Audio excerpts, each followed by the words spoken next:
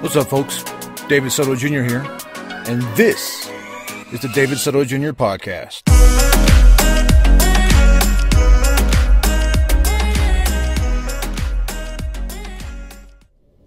What's up, folks? Welcome to episode 51 of the David Soto Jr. podcast. I'm your host, David Soto Jr. And it's the first podcast after the holidays. It's after New Year's, and I'm trying to think about what I should talk about. And I kind of don't know. I put it out there on Instagram, hey, what should I talk about? And I got some funny responses. One was the news, and it's not very evergreen to talk about the news. It may get a lot of hits. I don't know. And I'm not one who really cares about what people think, but I just don't want to talk about politics and piss people off and get into it. I just don't want that stress right now.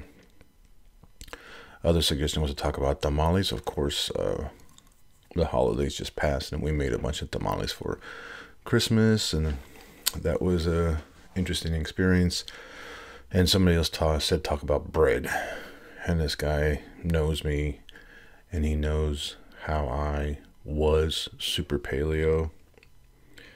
But in all honesty, the only thing that's on my mind that I want to talk about is the beginning of my weight loss journey, which starts today. Black coffee. And I'm just getting on. I'm going to talk about starting my weight loss journey, and I don't even know. I don't have any notes. I don't have anything, but I was just going to roll with it. First thing is I'm not insecure about how I look. Maybe a little bit, right? Maybe a little bit, but there are so many times that I have lost weight, and people are like, "Ooh, you're skinny," and then people have commented on about how I've actually asked, like, this is how immature. Now, this was years ago, but I've asked, like, hey, am I hot now? Or am I in it's very, well, it's messed up. It's the world we live in, where we try to, we're so concerned about our looks. Anyways, several years ago when I initially lost weight, or one of the many times that I lost weight, I asked someone in particular, did you like, who looks better, Skinny Dave or Big Dave? And someone said Big Dave. And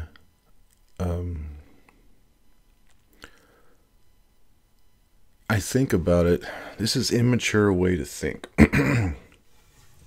right? But this is how a lot of us think. A lot of us men, a lot of males think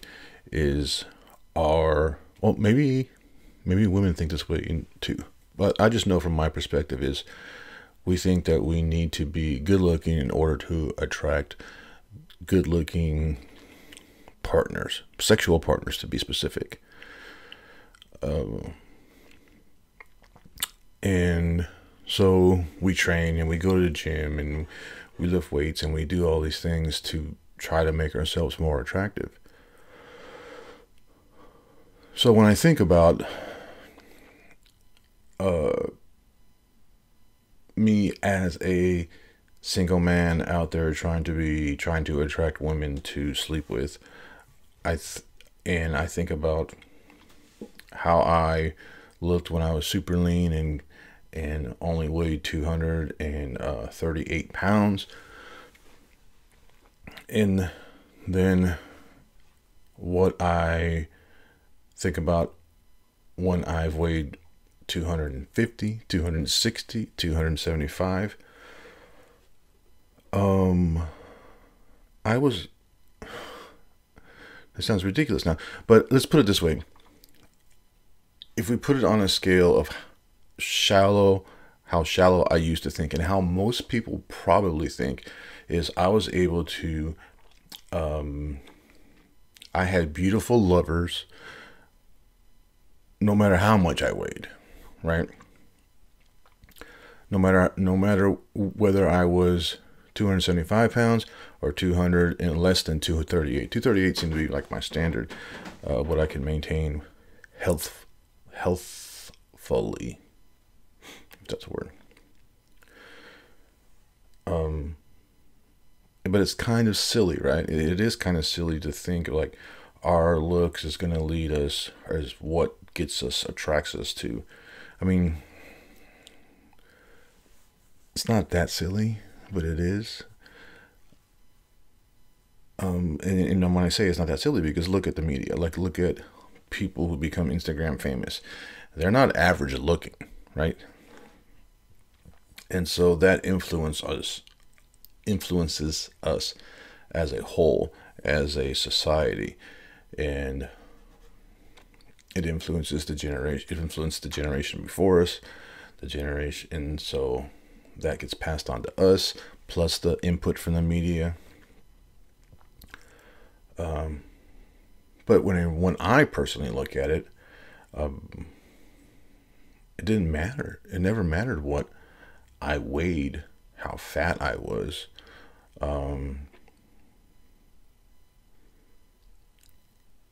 I had I attracted beautiful women regardless. So now me, married, beautiful wife, beautiful baby. It's not that I don't care what I look like as much, or it's not that I don't care what I look like because I'm married, like how people, joke around and say it doesn't matter now, you're married. But I'm older and more mature now, and realize that A, I don't have to look attractive for anyone. My wife thinks I'm attractive, and she lets me know that, and because of that, I don't feel insecure about how much I weigh or how I look. Also, I feel confident based on the input of others, yeah, but just I don't care. What I do care about. So my point is, like, I have to lose weight because not because if we're gonna put it on a scale of 100, how much do I want to lose weight because of my looks? I'd say be about 10%. Especially if I look at pictures of me how I looked just a couple years ago. I think I looked better a couple years ago. I think I could get that again. But that is minor. What the reasons I want to lose weight, a few off the top of my head, is I feel horrible. I feel terrible constantly every day. And when I talk about losing weight, I'm talking about changing my diet for one thing. The weight will come off, but I'm really talking about changing my diet and stop eating garbage. The stuff that I always avoided for years once I discovered the paleo diet. I have not been paleo for about a year. I try it off and on. I try to get back on it, but I just fall off. So what has happened to me is I gained weight. That's just one thing, though. The other things is that the biggest thing is that I feel horrible. Like it's hard to get up from a seated position. It's hard to get up out of bed. It's hard to start walking after I have been sitting. Like, for example, if I drive to work, or sitting down and working on a computer and then getting up, I am in pain 24/7. Another thing is that it has impeded my ability to do physical things, movements. I could feel like I have lost mobility. To be honest, I'll just tell you right now, it is hard for me to wash my ass. I got it. mustache hair. It is hard for me to walk. Like, I don't have the mobility to reach around like I used to. It hurts, and I feel restrained in my movement. My wrist hurts, my shoulder hurts. I don't feel like I can grab things like I used to be able to. And this is all inflammation, and this is all because of the food that I'm eating. Because I'm eating wheat, because I'm eating dairy, because I'm eating corn. Those three things alone, if I were to eliminate, I would feel better. Another reason why I need to lose weight is because my snoring is horrible right now, and even to the point where I have sleep apnea. And you know who wakes me up so that I can start breathing. And she has noticed that on days like if we were like, let's just go get a pizza, and we eat pizza, that my snoring is even worse that night. Again, wheat and dairy. So the mucus buildup is one thing. I'm snoring. I've developed sleep apnea.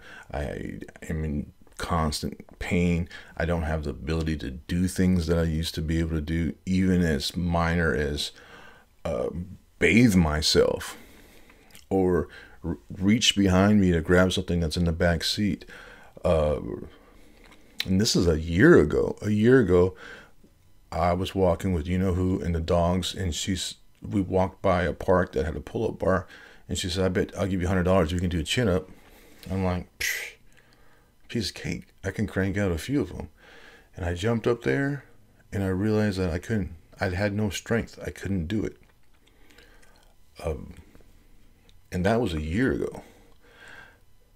I can't even do. I mean, I'm sure if I suck it up and motivate myself, I can get down and crank out a few push-ups, but I don't even feel like I can. I don't. My health is gone to shit, and it's directly related to what I eat. My blood work, my health overall, my blood pressure, my blood sugar, my cholesterol, everything is just horrible. And I am on the verge of, a stroke or a heart attack if I keep going, or diabetes. My health has to change.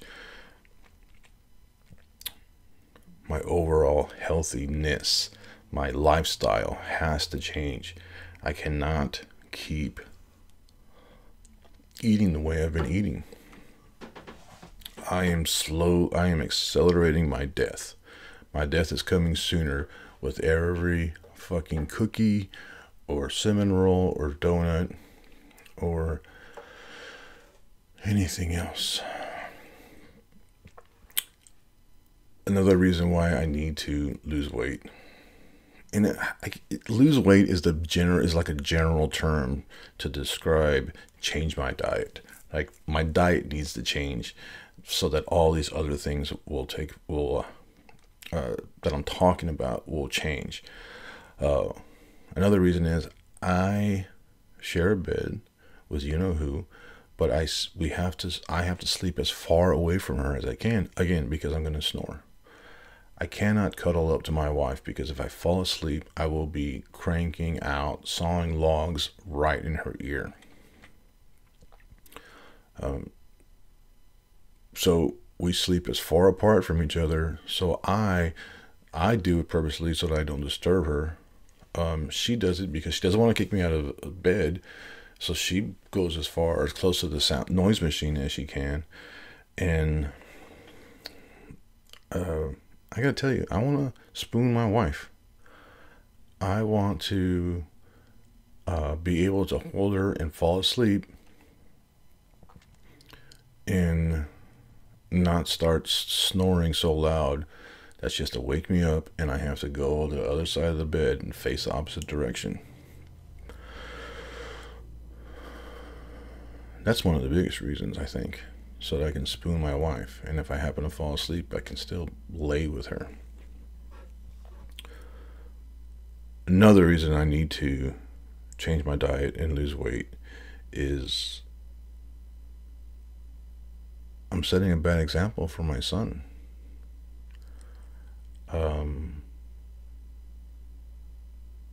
He has my blood. He could be as susceptible to becoming diabetic as me.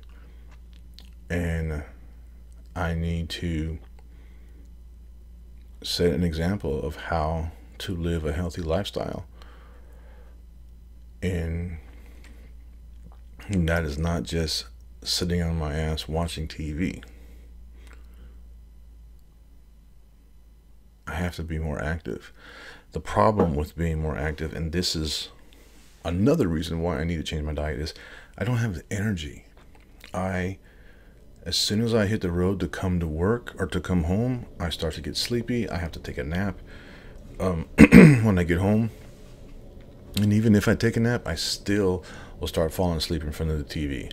I have no energy to do anything. I come home from work, nap, eat, and watch a little bit of TV and go to bed. Where there's hours where I could be writing, where I could be editing, where I could be doing something active. I don't. And on weekends, I wake up early and work on a computer, and then take a nap after breakfast. Oops, sorry. I don't have the energy, and that's the thing. I don't have the energy to do active stuff. Like, yeah, I know part of our weight loss journey is going to be active and move, but I am not even at a point where I can move. At the most I can do right now is take a walk, but I don't even have the energy to do that. And I'm walking like on the weekends when we take the baby out and Zoe out for a walk. I need to have the energy to be active and not necessarily go to the gym. If you're a gym rat, you're a gym rat, cool. But I need to be able to go take a walk, take a hike, to go fishing, to work outside, to be active. I need to be able to get off the ground, on the ground. And here's the thing I used to, like, if you don't know, I used to be in really good shape, and I used to write books about how to get in shape and how to eat. And my #1 seller is a book called Pass Your PT Test, where I teach people or help people in the Air Force pass their physical fitness assessment. And it's frustrating because I couldn't do any of that. I couldn't pass my PT test right now if I was still in the Air Force. And I'm far from it. And people are buying my book and they're looking up to me and look at me. Like, this is the embarrassing part. I'm not embarrassed that, you know, my gut sticks out or my man boobs are bigger. I'm more embarrassed that I'm setting a poor example for A, my son, and for B, all those troops who buy my book that I help pass their PT test. And if they were to look at me, they're like, look at this fucking guy telling us how to pass his PT test. Or the PT test. So that's another reason, right? I am the author of Pass Your PT Test. And literally I average about one book, let's say about 5 books a week. So some days I'll sell 2 in one day. Some day I'll sell 30 in one day. But if any of these troops were to look at me, they would question, how do I know about passing a PT test? So it's frustrating. But in being that expert at one time, being this fit person who wrote books and had a website and et cetera, et cetera, et cetera, I know this is all going to wrap up. I know what I need to eat. I know how I need to move. That's the easy part. I have that knowledge. The hard part is, and this is one of the steps in my Passion PT test. It's one of the steps in one of my weight loss book is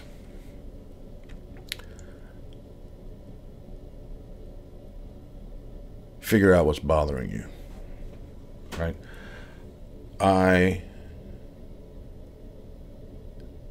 Even though I've been working on it for years, obviously something is still bothering me deep inside, and I'm looking for something that makes me feel better. I was chewing tobacco, and this is what a lot of people don't know, is when I was this super fit, lean guy and I just saw a video of myself doing the training. I can't remember what they're called. I was climbing, campusing ladder, right? I was just on my fingertips. I was climbing up a training board. I just saw a video of myself doing that. Like I could do, and that video is 3 years old, maybe. Right, so I could do. I'm losing track of what the fuck I'm talking about here.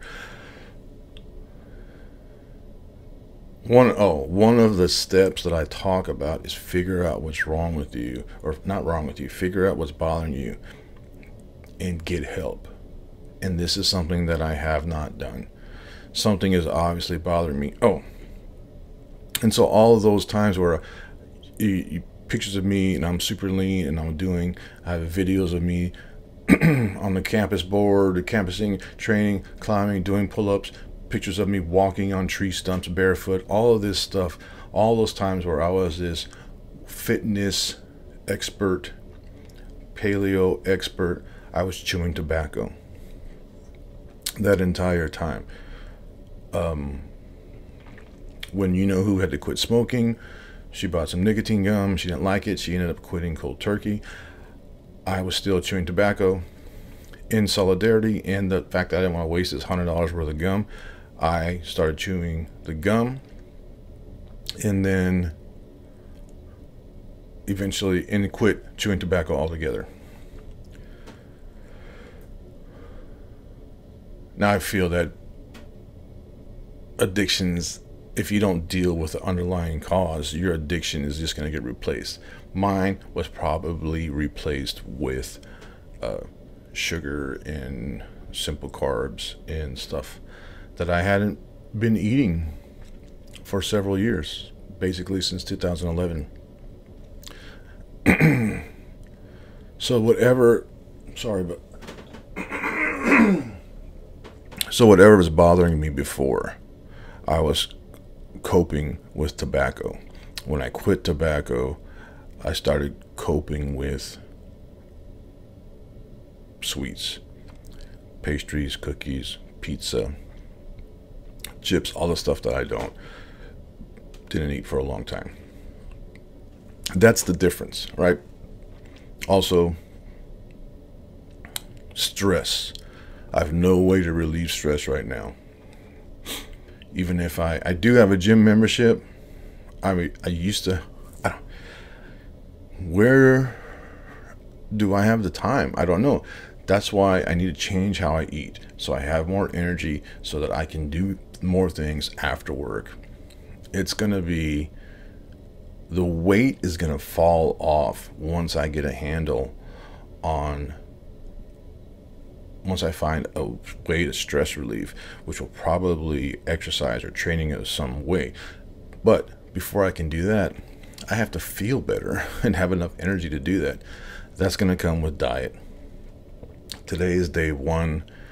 Not only will I be paleo, I will be low carb. I might even try carnivore since people talk about it so much. Why not?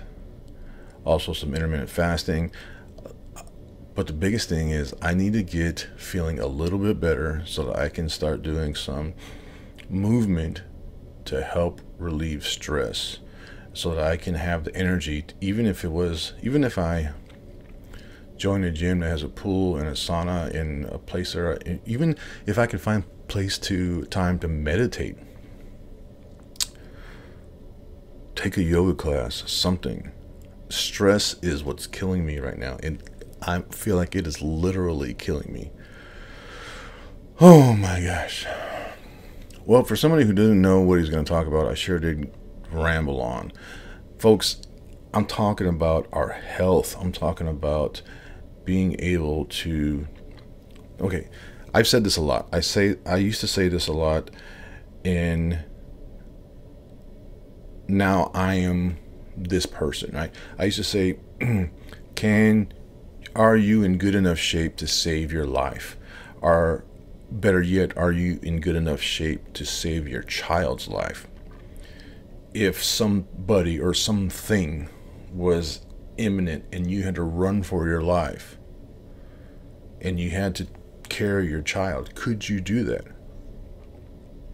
That's your motivating factor, to be healthy, to be physically fit, not to look good, but to save your own life in the situation, if that situation should ever to arrive. You don't have to learn, you don't have to know how to fight, which is cool. Do it. It's awesome.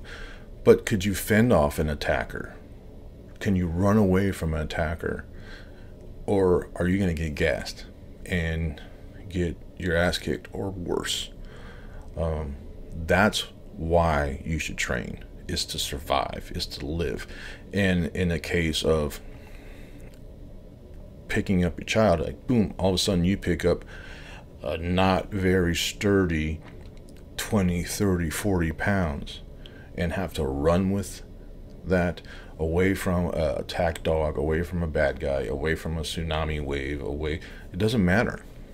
Would you be able to do that right now? No, I cannot. And that's what concerns me.